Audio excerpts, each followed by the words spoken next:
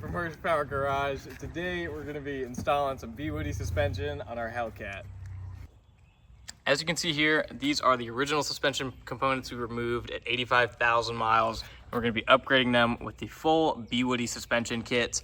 These are from the driver's side, so we've already finished up, and we're going to be showing y'all how to install the passenger side today before taking y'all on a drive and showing y'all how to dial these in once you've got them in the car. These are going to allow you to adjust toe and camber, and then you're going to be able to set this to the proper alignment. When I recorded the intro clip, these had not yet arrived, but these are the Spone or Spoon rear trailing arms, and this is going to be another piece that helps you dial in your rear fitment. To get started on the upper control arms, the first bolt is going to be right here, and then to get to the second one, you don't have to remove the windshield cowl, but you will have to remove the pop clips, and then down in there will be your 18 mil bolt. On the driver's side, it is right there, and the other one's there.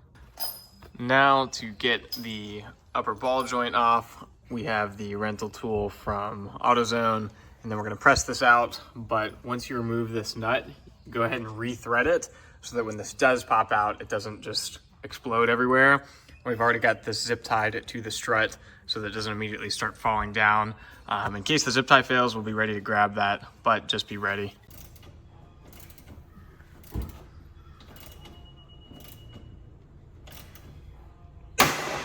Watch out, bro. There it went. That's funny. So I'm gonna hold it so it doesn't. Yeah, now that we've got the ball joint popped out, we're gonna go ahead and disconnect that 18 mil and then hold this so it doesn't fall forward. As he lifts that up, that's what the zip ties are for. And now we're gonna be good to remove those two bolts for the upper control arm. Within the box, we're gonna have this paper that explains your caster for your upper control arm.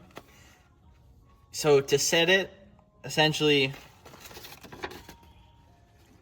you match the picture you want it to be at, essentially. We're gonna be at 0 here. And then there's the slit in the control arm. We just measured the stock arm and set this to whatever the stock thing was. And we're just gonna go with that for now. You can adjust it however you'd like though. To get the new end link on, we're gonna have to remove this, but also hold this from spinning. Should be using probably a proper tool, but we're just gonna use some channel locks, aka vice grips. This is an 21 socket. We're also gonna do the same up there.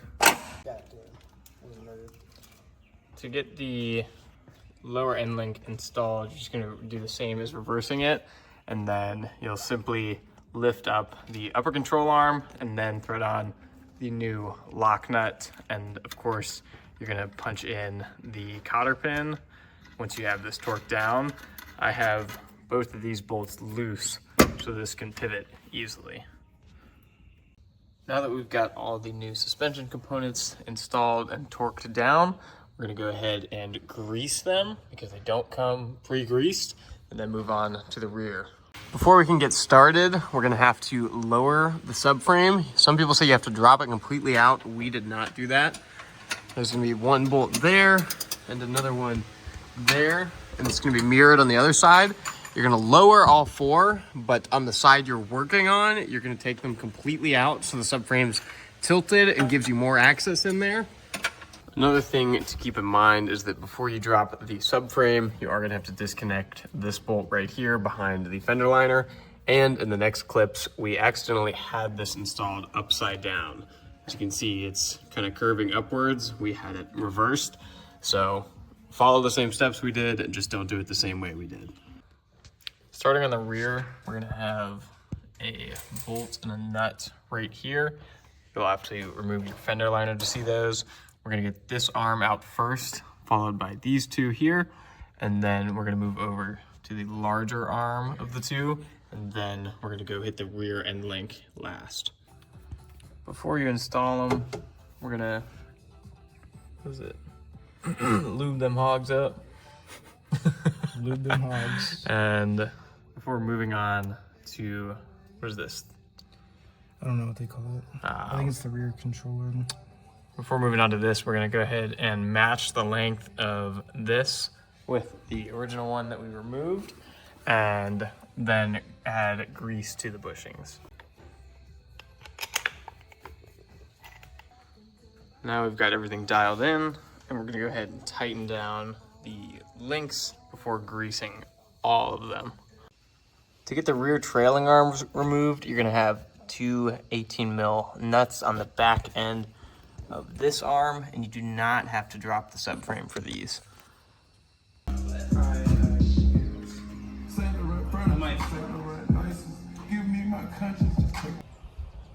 I hope y'all did enjoy today's video. If so, be sure to comment below which part was best, or if we did anything wrong, please let us know so we can improve. If you do want to see more content with either this manual Hellcat or our other Hellcat Red Eye, be sure to hit the subscribe button, and I'll see y'all soon.